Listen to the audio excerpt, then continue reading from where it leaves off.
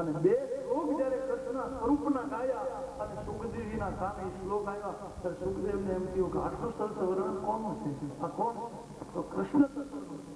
અને પછી સુખદેવજી મિત્ર બ્રહ્મસુખ ભોગી એકાંતી માણસ નિજ અનુભવમાં ડૂબેલા હોય એને જગતની એને કથાની એને શું બીજા સાધનોની જરૂર હોય જેને બ્રહ્મને પ્રાપ્ત કર્યા હોય. પણ વ્યાસના બે શ્લોકે કૃષ્ણ લીલાના બે શ્લોકે સુખદેવજીને ભાગવત તરફ ખેંચી કર્યા અને સુખદેવજી ભાગવતની કથા કરી.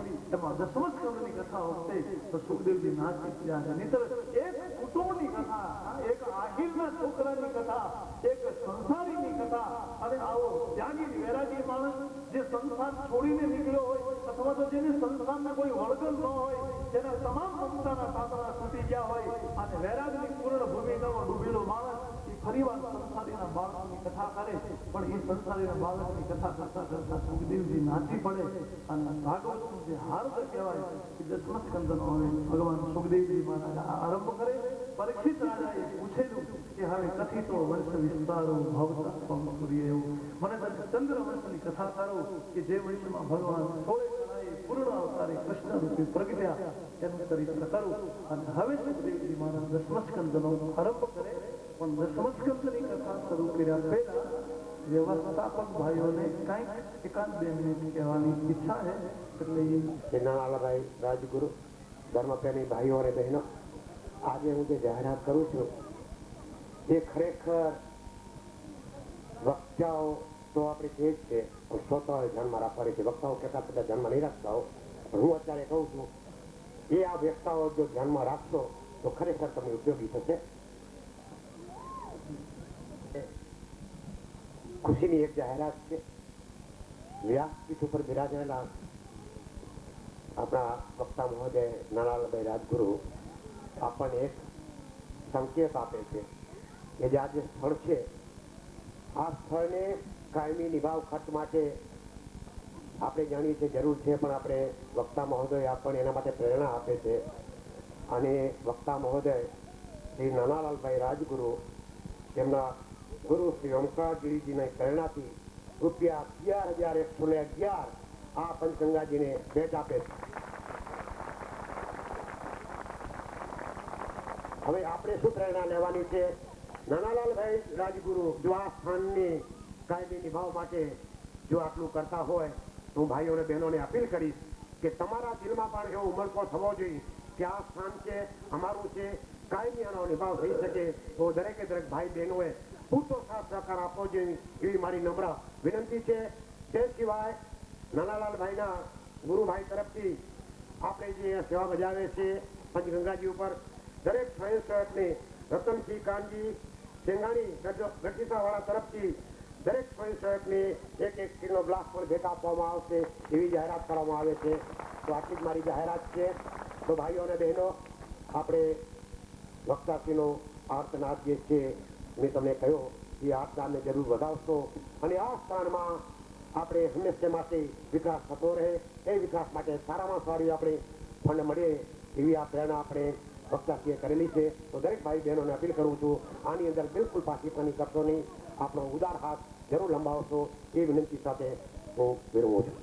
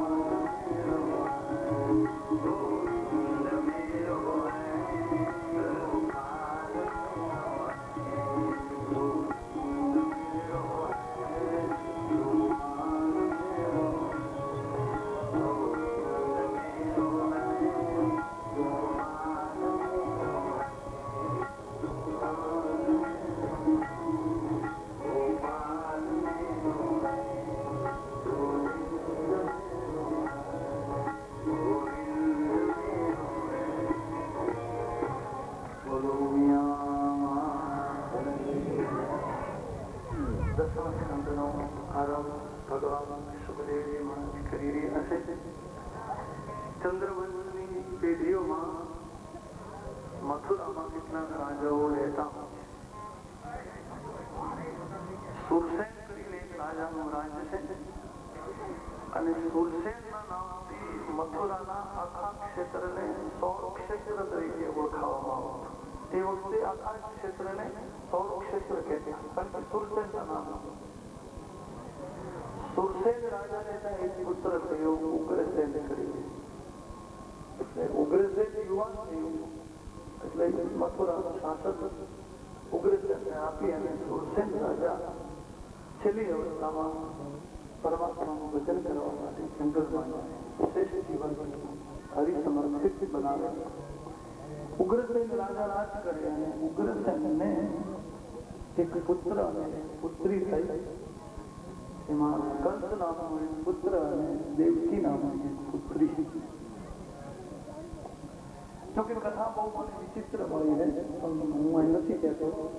આમ સંસારની કથા નથી. ક્યારેક કોઈ એના ખુલાસો કરશું. કંસ અને દેવકી જો સદા બેન ભાઈ હોય તો બેની પ્રકૃતિમાં આટલો ફરક છે. દેવકી એકદમ ભદ્ર મહિલા, એકદમ સાધ્વી મહિલા, અને કંસ આટલો બધો દુષ્ટ માણસ, આટલો આસુરી વૃત્તિ વાળો. એક માતાના ઉદરમાંથી જો બંને નીકળ્યા હોય તો બંનેની પ્રકૃતિમાં આટલું વૈમનસ્ય કહેવાય. પણ તેની એક કથા જુદી છે. કંસ યુવાન થયો એટલે ઉગ્રસેન રાજાને એમ થયું કે કંસ તો યુવાન થયો પછી રાજગાદી આપી. દીકરી યુવાન થઈ દેવકી, ત્યાંનું લગ્ન કરી નાખવું જોઈએ. અને આપણા શાસ્ત્રમાં એક નિયમ છે, જોકે હવે તો બહુ લોપ થઈ ગયું. નહીતર દીકરીની ઉંમર 20 વર્ષની થાય એટલે એના લગ્ન માટે કોઈ મુહૂર્ત જોવામાં આવતું નથી. 20 વર્ષની દીકરી થાય પછી તદૈવ લગ્ન સુધી અને એની સાથે દેવકીનું હું લગ્ન કરું. દેવકીને કઈ તકલીફ ના થાય. વસુદેવની સાથે દેવકીનું લગ્ન નક્કી થયું. વેદ વિધિ પ્રમાણે લગ્ન કરી નાખ્યું. 4 મંગળ ફેરા ફેરવીને. તમે કંસની વિચારધારા જોજો. કંસ તમે જોજો. કંસને એમ થયું કે મારી બેન સાસરે જાય અને હું રથમાં બેસાડું અને કોઈ સારથીને ચલાવવા માટે બેસાડું, એની કરતા તો મારી બેન એમ હું જ રથ ચલાવું. એ તો રાજકુમાર સારથીનું કામ ન કરે, આટલો નીચે ન ઉતરે. પણ ઘડીભર માટે કંસને દેવકી ઉપર મમતા જાગી. ગમે એમ તો મારી બેન છે તેને સાસરે જઈને વળાવવા માટે કોઈ બીજો સારથી ન બેસાડું, હું સ્વયં બેસું. એટલે લગામ ઘોડાની પકડી અને કંસ રથ ચલાવવા બેઠા. અને પરણેલા બંને વસુદેવ અને દેવકી રથમાં બેઠા. રથ ધીરે ધીરે જાય છે મથુરાથી આગળ. એમાં આકાશવાણી થઈ કે હે દુષ્ટ, તું જેને રથમાં બેસાડીને લઈ જાય છે તેનો 8મું સંતાન તારો કાળ છે. એટલે જ્યાં આકાશવાણી સાંભળી એટલે સજ્જન દેખાતો કંસ, ભદ્ર દેખાતો કંસ, પ્રેમાળ દેખાતો કંસ, તરત જ આખી એની મનોવૃત્તિ બદલી ગઈ કે જેને હું લઈ જાઉં એનો 8મું સંતાન જો મારો કાળ હોય તો મારે દેવકીને મારી જ નાખવી પડે. અને આને જ કંસ કહેવાય, જેની વિચારધારાની કોઈ સ્થિરતા નહીં. બીજી રીતે વિચારીએ તો સબરીમાં અને સુરપંખામાં ફરક શું છે? સબરી અનુરાગ છે અને સુરપંખા રાગ છે. અનુરાગ ફરે નહીં, અનુરાગ તો જ્યાં લાગ્યો એને ત્યાં લાગે, એની પછી એના સ્થળાંતર ન હોય. અનુરાગ એને જ કહેવાય કે જેને એકવાર મેન તમે સમર્પણ કરી દીધું, જેની સાથે મેન તમે એકવાર ગાંઠ બાંધી દીધી, પછી પરિસ્થિતિ ગમે તે બદલે પછી અનુરાગ ફરે નહીં. તો એક પાત્રમાં લાગે ત્યાં લાગે.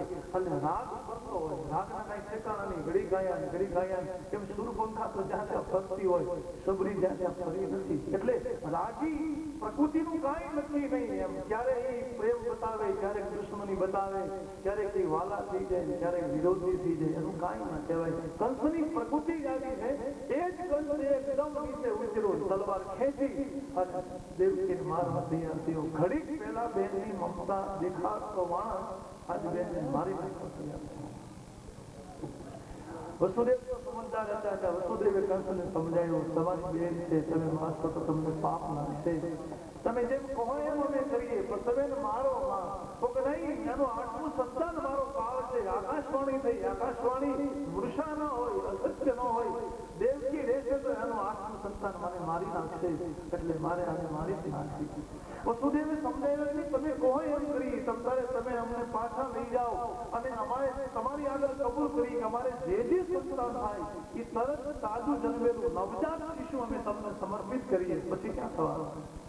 કંસે વિચાર કર્યો કે વાત તો સાચી, જે બાળક જન્મે જન્મતા મને સોંપતા જાય તો હું બાળકને મારી નાખું, તો પછી મારે બેનને મારવાનું પાપ ન લેવું. એટલે પાપ તો આમ એની દિશા બદલી નાખી પાપની, બીજું ખાઈ નહીં. એટલે રથ પાછો વાળી અને વસુદેવ ને દેવકીને કેદખાનામાં કારાગારમાં બંદીવાન બનાવી દીધા. હાથ પગમાં જંજીરો પહેરાવી દેવ વસુદેવ ને દેવકી કેદમાં કંસના ઘોર સાથે ઘેરાયા. અને દેવકી અને વસુદેવને જેલમાં પૂરી અને કંસ હવે રાજસિંહાસન માથે બહુ ખુશખુશાલ બેઠો, અતિશય આનંદ. એમાં નારદજી સત્તા પાસે આવ્યા. નારદજી કંસને પૂછ્યું, કેમ કંસ આટલો બધો ખુશ કેમ દેખાય છે? તો કાળ જીતી લીધો, હવે કઈ ચિંતા નથી, હવે હું મરવાનું જ નથી. કાળને જીતી લીધો. હા, કાળ કેવી રીતે? તો આકાશવાણી એમ થઈ કે દેવજીનો આઠમો ગર્ભ, આઠમો સંતાન મારો કાળ, પણ મેં મારા બેન બનાવીને કેદમાં પૂર્યા છે, અને જે બાળકો થતા દેશે મને સોંપતા દેશે, બધાને મારી નાખે છે, મા બાપ બચી જાય.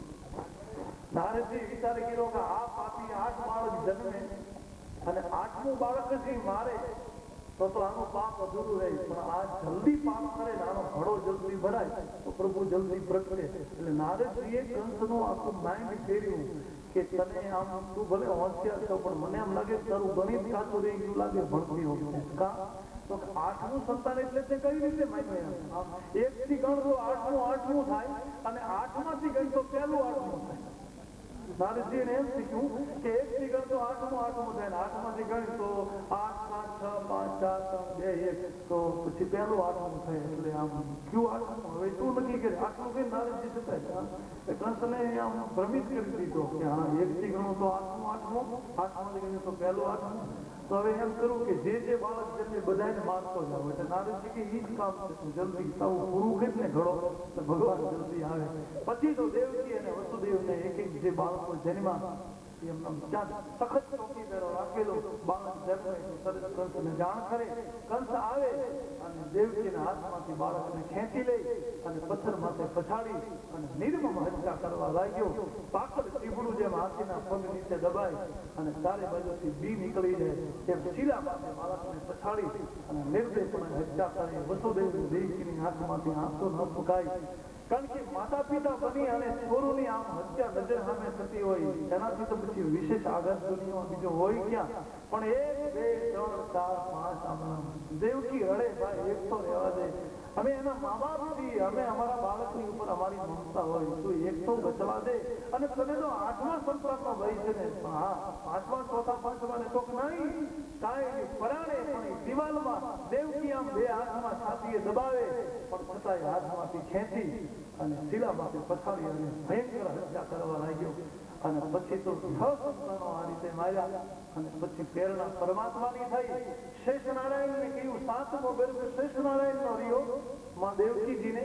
અને પરમાત્માએ પોતાની માયાને આજ્ઞા કરી કે એક કામ તું કર કે દેવકીના ઉદરમાં જે 7મો ગર્ભ છે શેષનારાયણનો, એ ગર્ભને ત્યાંથી ખેંચી અને રોહિણીના ગર્ભમાં મૂકી દે, એટલે સંકર્ષણ કહેવાય.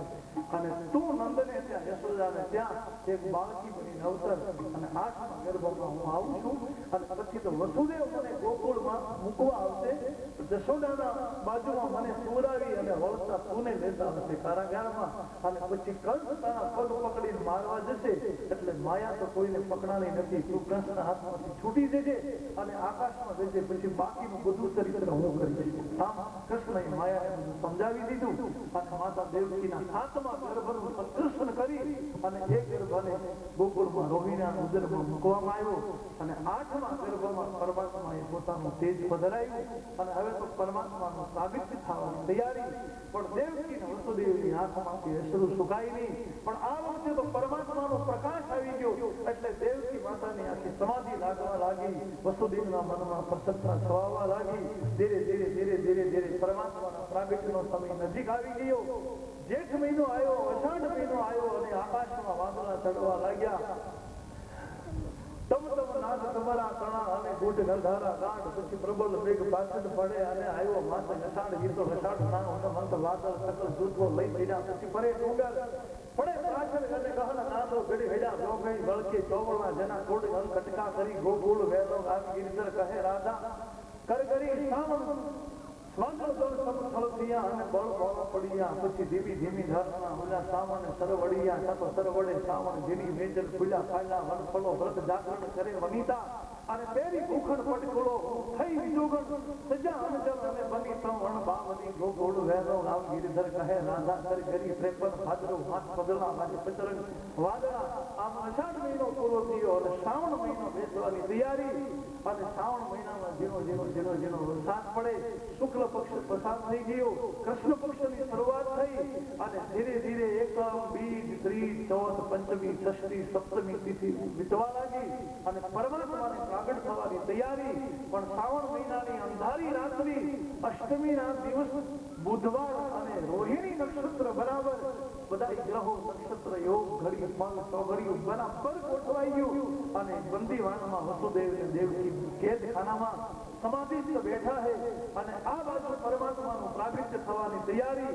પણ રંગ ભાદ્રવ શામ ઘટા રંગ રાસોઈ રંગ નિર્મલ નીલંબર શ્વેત રચે ફલ ફૂલ પ્રબળ કમલ ખેલીએ વેલીએ નેક અનેક વચ્ચે અને ફરિયાદ અને 16 કિલો લમે પોકટ કાગ રખી મુખ જપ કિયા રજ માન સુતન સુવર ગાલન સોય કની રસ સંવરિયા. અને શ્રાવણ મહિનાનો પવિત્ર તહેવાર પવિત્ર દિવસો વીતે.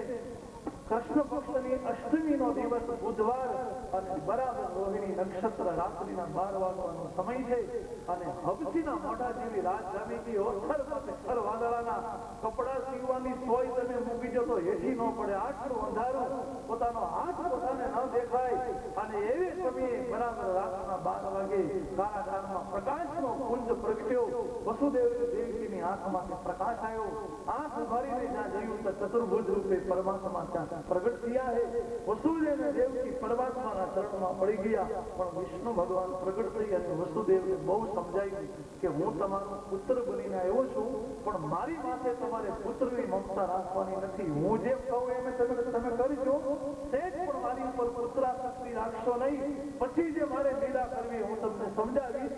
પણ હું તમારી આગળ પ્રગટ એટલા માટે થયો કે હું સાક્ષાત નારાયણ છું, તમારે ત્યાં પુત્ર બનીને પ્રગટો છું. પણ હવે હું મનુષ્યનું રૂપ લઈ લઈશ. હવે હું મનુષ્યનું બાળક બની જાય અને પછી અહીંયા ટોપલો હશે, ટોપલામાં રૂ હશે, મને તમે ટોપલામાં સુવરાવજો.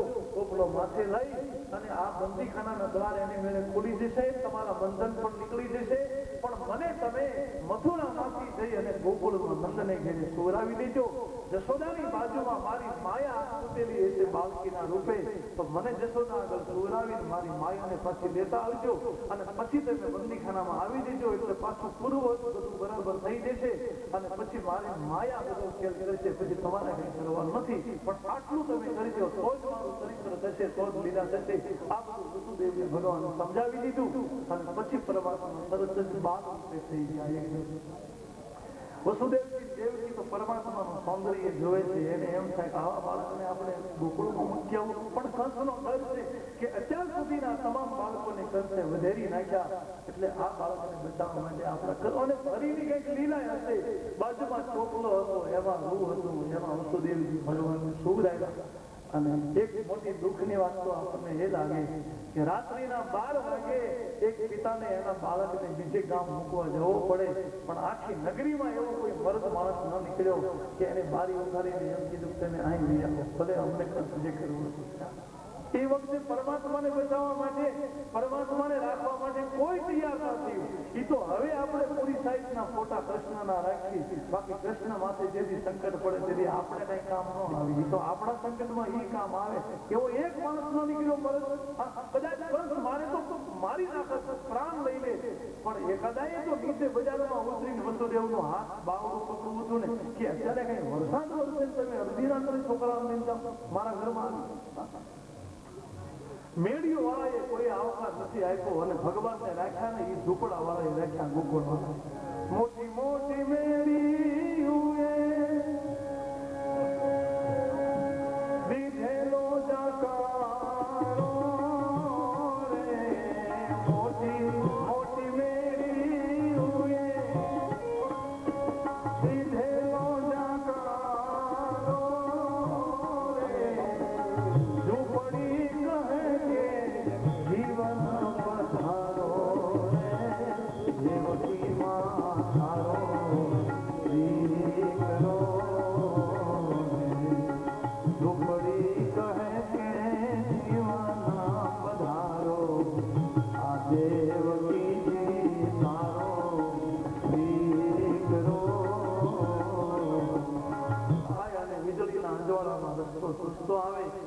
ઝીણો ઝીણો ઝીણો ઝીણો વરસાદ વરસે, માથા ઉપર ટોપલો લીધો અને તમામ બંધનો છૂટી ગયા. કારણ કે બ્રહ્મ અનુસંધાન થયું ને, પરમાત્માને માથે જે રાખે એના બધા બંધન તૂટી જાય. એટલે દ્વારપાળ બધા સુઈ ગયા, દ્વાર જેલના ખુલી ગયા, હાથ પગની બેડીઓ નીકળી ગઈ અને વસુદેવ મથુરાની જેલમાંથી પરમાત્માને માથે ઉપાડી ગોકુળ તરફ જાય.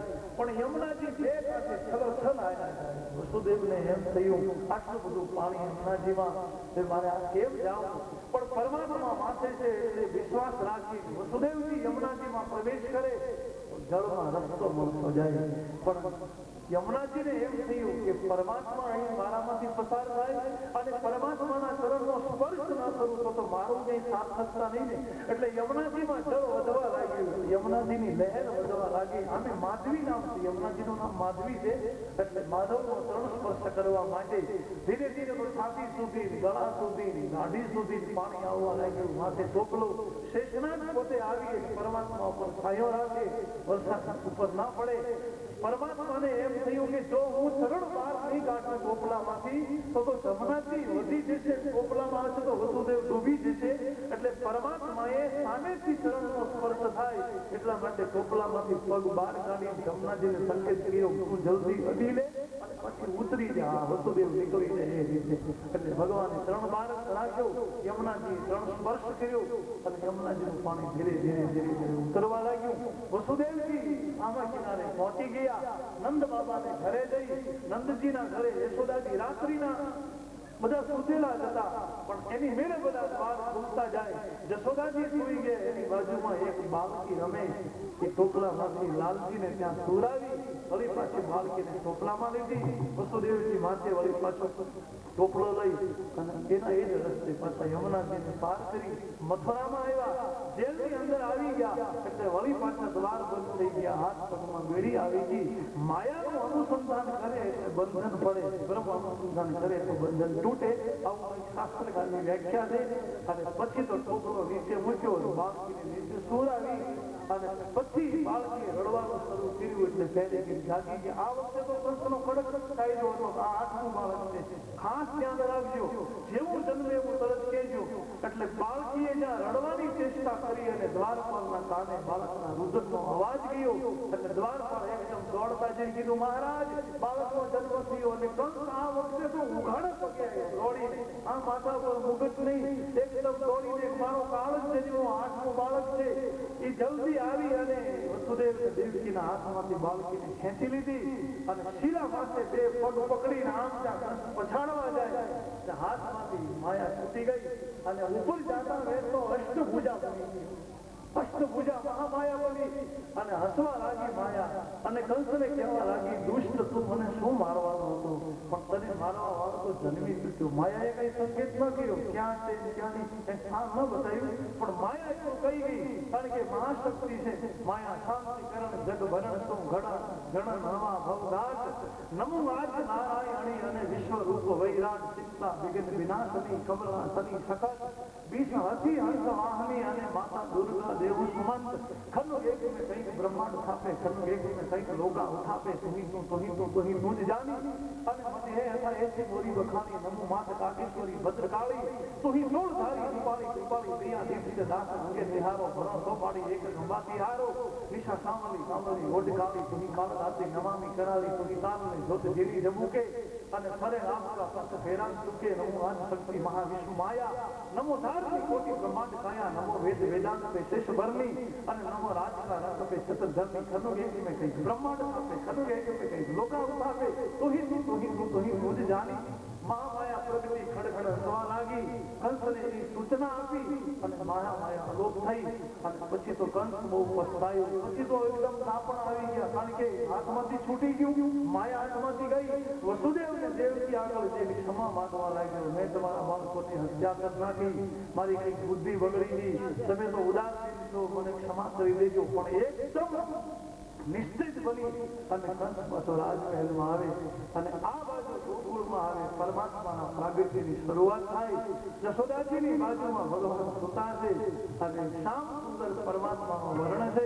નીલકમળ જેવો વર્ણ 1000 ભમરાઓ એક સાથે બેઠા હોય એવા વાંકડિયા વાળ છે, નીલકમળની પાંખડી જેવા નેત્રો છે, લાલ કમળના પાંખડી જેવા હથેળી અને પગના તળિયાનો રંગ છે, યમુનાજીમાં ભમર પડતી હોય એવી ગંભીર નાભી છે, હૃદયમાં ભરગો લાંછન છે અને પરમાત્મા જશોદાજીની બાજુમાં સૂતા સવારનો સમય અને રોહિણી એના મહેલમાંથી ઊભા થઈ અને જશોદાજીના મહેલમાં આવે. રોહિણીએ તેનું દર્શન કર્યું. જશોદાજીને ખબર જ નહીં, જગાડીને કીધું, જશોદા, પરમાત્માએ તને પુત્ર આપ્યો, તું જાગતો ખરી. અને જશોદાજી એકદમ જાગી જાય તો એની બાજુમાં નવજાત બાળક સૂતું છે. પણ હવે સૌંદર્ય માટે તો શું કરી શકાય? પરમાત્માનું રૂપ કેવું આકર્ષણ આખા જગતને ખેંચી શકે આટલું પરમાત્માનું રૂપ છે. દાસી જીવને બહુ સારું પૂછલીએ તો ભાઈ હું તો તારી વાતડીએ તે વેચાણી રે હો માવા તારી મોતી લોટલીએ તો ભાઈ હું તો તારી વાતડીએ તે વેચાણી રે હો માવા તારી મોતી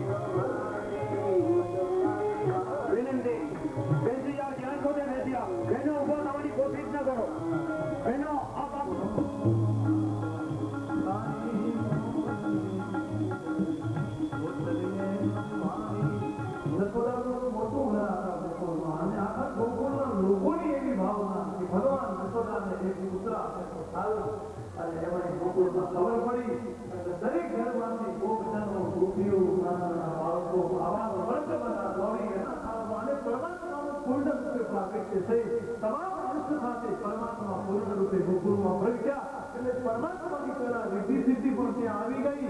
અનેક પ્રકારના યોગીઓ છે, તત્વદર્શી મહાત્માઓ સમાધિમાં છે હરિના દર્શન નથી થયા. એટલે પરમાત્માએ સંકલ્પ કરેલો કે મારું દર્શન કરવું તો ગોકુળમાં પહોંચી જાઓ, કારણ કે સગુણ પુરુષે ત્યાં હું પ્રગટ થવાનો. કેટલાય યોગી પુરુષો આવ્યા. આ કોઈ નંદનવન બની ગયું, વનસ્પતિ બધી નવપદવિત બને. તમામ વનસ્પતિને ઋતુના ભેદ છોડી અને ફળ લાગવા લાગ્યા. યમુનાજીની લહેર ચડવા લાગી અને ગોકુળમાં આજ માણસે પાણામાં ફળ ઉગી ગયો. પરમાત્મા પ્રાગટ્ય છે. નંદ બાબા દરેકનું સ્વાગત કરવા લાગ્યા, દરેક બ્રાહ્મણનું પૂજન કરવા લાગ્યા, ગાયોનું પૂજન કરવામાં આવ્યું, બ્રાહ્મણોને ખૂબ દક્ષિણા લોકો દેવા લાગ્યા.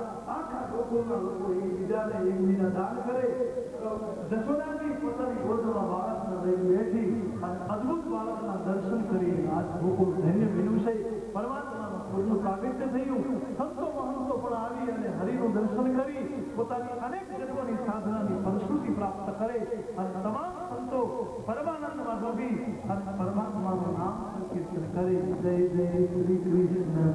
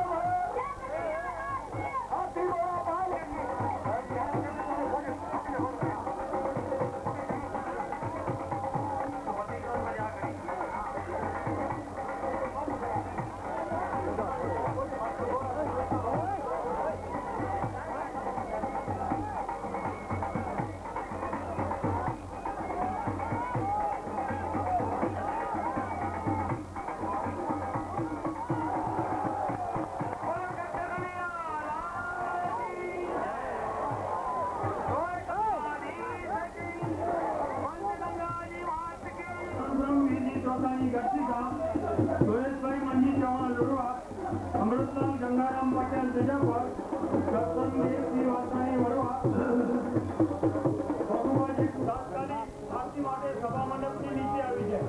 સભા મંડપની અંદર ઉપર મહેરબાની કરી અને ઉપર જવાની કોશિશ ન કરો. મોટી યજમાન આરતી માટે આવી જાય.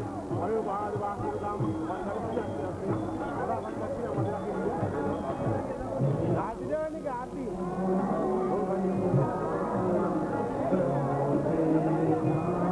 એક ખાસ અગત્યની જાહેરાત. આજે રાત્રે શ્રી ગિરિરાજ ગઢવી, નાનો નેરો, શ્રીમતી ભારતીબેન વ્યાસ નિવાસસ્થાનનો કાર્યક્રમ રાત્રે 10 વાગે રાખવામાં આવે છે. સૌને વધારવા હાર્દિક નિમંત્રણ. જોઈ ચોકડા, રાજપૂત પરિવાર.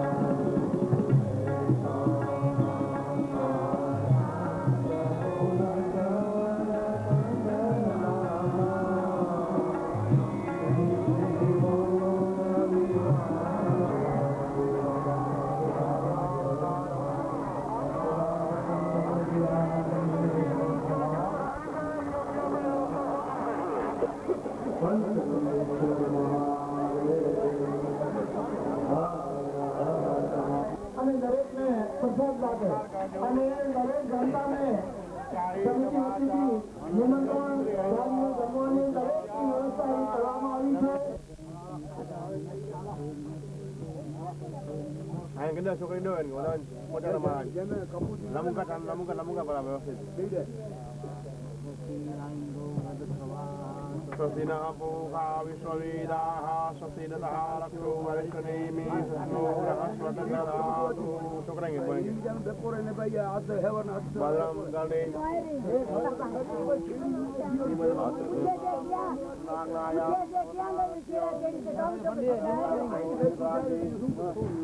આવી ગયા કલ્પે ગોઠવી ગયા હતા વસ્ત મનવાંતર્યસ્તાવ્યમ કલિયુગે પ્રથમ જર્ણે જંબૂદીપે આર્યાવર્તમાનંતર્ગત કૌમારિકાયામ દક્ષિણ દિગ્ભાગે કચ્છપ્રદેશે પંચગંગાજી સાનિધ્ય વિક્રમાદિત્ય સંવંત 2051 સાલિવાન સકૌષત્તરના દક્ષિણાયન હેમંત મહામાંગલ પદ શ્રી દક્ષમ્યાયામ રાજ बृहस्पतिवासवितायां श्रीमद्भागवत पुराणपुस्तकानां पंचमे हनि यथा शक्तिरं लक्ष्मीनारायणदेवता सहितस्य गणपतिमासस्य कापिदेवतानां पूजनं करिष्यति.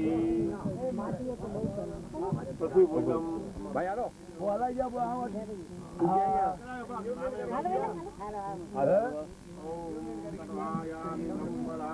मम्मी बीजो छोड़ो गयो मम्मी बीजो छोड़ो क्यों गयो हरि ओम स्वस्ति नंदो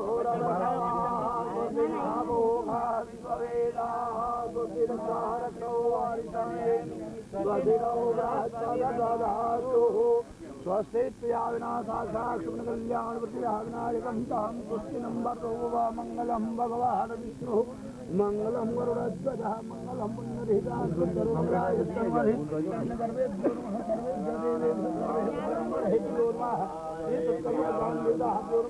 पुण्यम पुण्याहमायुरस्तु शांतिरस्तु पुष्टिरस्तु निर्भक्तमस्तु अभिज्ञमस्तु धनधान्यादीनां सम्मतिरस्तु. ओम हस्ते जलमादाय ओम विष्णुर श्रीमद्भगवती महापुरुषस्य विष्णुनागां भगवानस्य अद्य तिथ्यपरादशि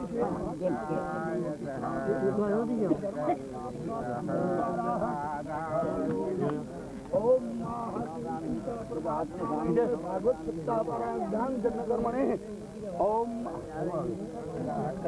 अद्य षष्ठदिने ओम महा अमुकोत्सवस्य अमुक नामानि तद्गतेनास्गतिफल प्राप्त्यर्थे ब्राह्मणोद्वारान्ते ओम महाभागवत सप्ताह स्नान यज्ञ पूजनम अद्य षष्ठदिनो मंगलम गरुड़ध्वजः मंगलम पुण्डरीकाक्ष सर्वमंगलाय सहस्रपादानुशिशिरौर्वाहु सहस्रनामे पुरुषान् गावते सहस्रकोटि शुभधारणे नमः नमस्ते कमलनाभाय नमस्ते जलसायि नमस्ते केशवागणनन्दवासुदेव नमस्तुते स्वस्ति तुया विना साक्षात् कल्याण बुद्धिदा विनायकं तां समर्पयामि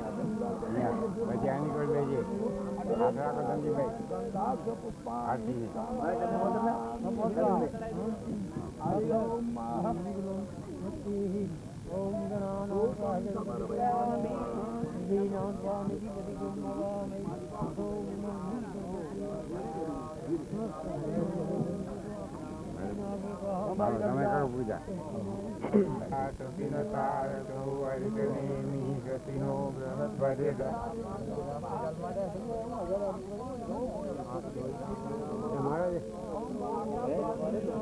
माताजी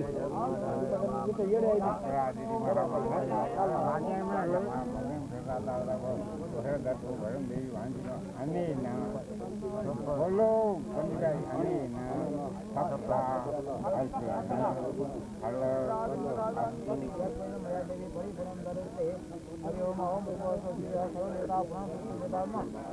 नमस्कार